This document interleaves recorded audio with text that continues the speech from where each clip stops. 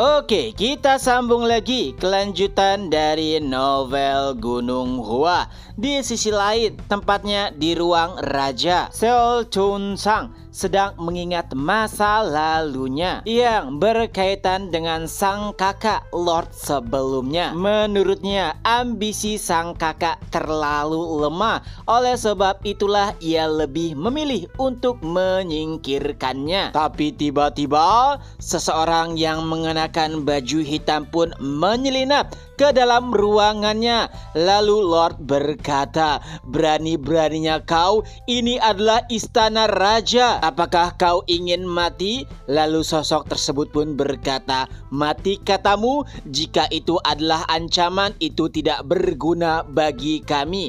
Ya, sebenarnya Lord sendiri sudah paham benar bahwa para pengikut sekte iblis yang fanatik tidak takut untuk mati. Mereka adalah sekumpulan orang gila. Ya, walaupun awalnya Chun-sang mengira jika bekerja sama dengan mereka adalah pilihan terbaik, tapi ternyata harga yang harus dibayarkan terlalu mahal. Sosok tersebut pun berkata, "Tuan istana, Anda terlambat memberikan kabar." Lord pun menjawab, "Apakah kau lupa kami memiliki tamu?" Sosok tersebut kembali berkata, "Itu bukanlah sebuah alasan. Dan yang terpenting saat ini sang uskup memerlukan kristal es yang lebih banyak lagi." Mendengar kata-kata uskup membuat Chun-sang gemetar. Karena jika dibandingkan dengan orang gila biasa dari sekte iblis, uskup merupakan sosok yang sangat mengerikan. Sebenarnya Lord sudah memberi alasan bahwa menggali kristal es bukanlah perkara yang mudah.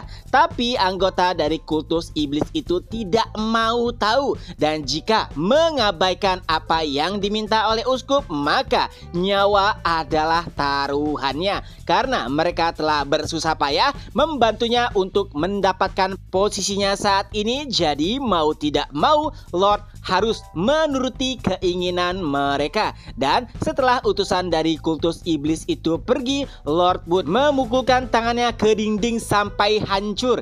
Ya, awalnya ia ingin menjadi raja agar tidak terkekang oleh kakaknya, tapi ternyata bayang-bayang dari kultus iblis malah menghantuinya. Di sisi lain, setelah menjelaskan beberapa hal kepada Bang Pyo, pimpinan atau penanggung jawab pertambangan, Bang Pyo masih hampir tidak bisa mempercayai apa yang dikatakan oleh Song Won, yaitu fakta bahwa Chu Myun bertanya berapa banyak kristal es yang harus ia dapatkan agar para pekerja bisa beristirahat. Tentu saja sebagai penanggung jawab pertambangan, Bang Pyo sangat mengetahui betapa sulitnya mencari kristal es. Tapi dengan santainya seorang tawis muda di hadapannya bertanya berapa banyak yang butuh ia cari. Bang Pyo berpikir jika ia adalah pemuda gila yang tidak tahu tempatnya. Bahkan menurutnya jika ia menunjukkan mayat para pekerja yang telah mati, ia yakin pemuda tersebut akan ketakutan. Tapi pada akhirnya ia pun menjawab, 10. Jika kau berhasil mendapatkan 10 kristal es, aku akan membiarkan mereka beristirahat.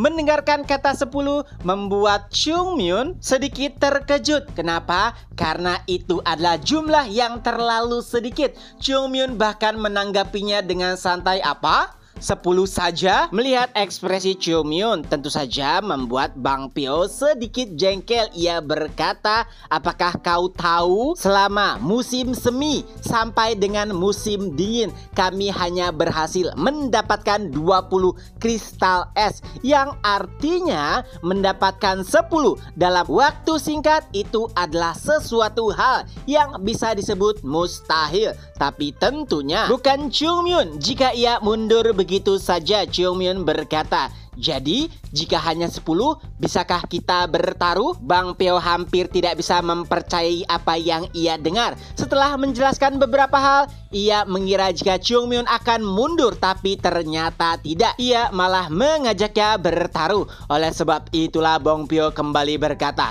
"Baiklah jika begitu, kalau kau bisa mencari 5 saja sebelum makan siang berakhir, maka aku akan membiarkan mereka semua beristirahat sampai sampai kapanpun itu, dan juga bahkan akan memberikan makanan juga minuman. Mendengar hal tersebut, Chungmyeon kembali berkata, baiklah, setuju, mari kita melakukannya. Di sisi lain, para penambang yang merupakan tawanan terlihat sangat khawatir dengan apa yang dikatakan oleh Chungmyeon. Tentu saja itu berdasarkan pengalaman mereka yang sangat sulit untuk mendapatkan hanya satu kristal es saja. Begitu juga dengan murid-murid Gunung Hua. Bahkan Yongjun sampai berkata kepada Baekjun, senior, apakah kita harus menghentikannya? Baekjun pun menjawab, menghentikan siapa? Apakah penatua? Yongjun kembali berkata, bukan, tentu saja Chungmyeon. Lalu Baekjun menanggapinya, apakah kau serius dengan perkataanmu? Jika kita bisa menghentikannya, itu bukanlah Chungmyeon. Bahkan Hayeon setuju dengan perkataan Baekjun dan mengatakan jika Yeonjung sudah ahli dalam membuat candaan. Di sisi lain, karena Chungmyeon dan juga Bang Pyo sudah sepakat, Chungmyeon kembali berkata, baiklah, karena kau sudah setuju, aku harap kau tidak menarik kembali kata-katamu, dan seluruh kristal es yang kami tambang akan kami beli dengan setengah harga. Bang Pyo menjawabnya dengan santai, tentu saja, apalagi itu juga sudah disetujui oleh Lord. Setelahnya, murid-murid pun bertanya kepada Chungmyeon, Chungmyeon, jadi apa rencanamu? Chungmyeon pun menjawab, tentu saja, kita hanya perlu berlari dan menghancurkan, karena begitulah Gunung Hua. Mendengar perkataan Chungmyeon, perlahan satu persatu murid-murid Gunung Hua pun mulai setuju.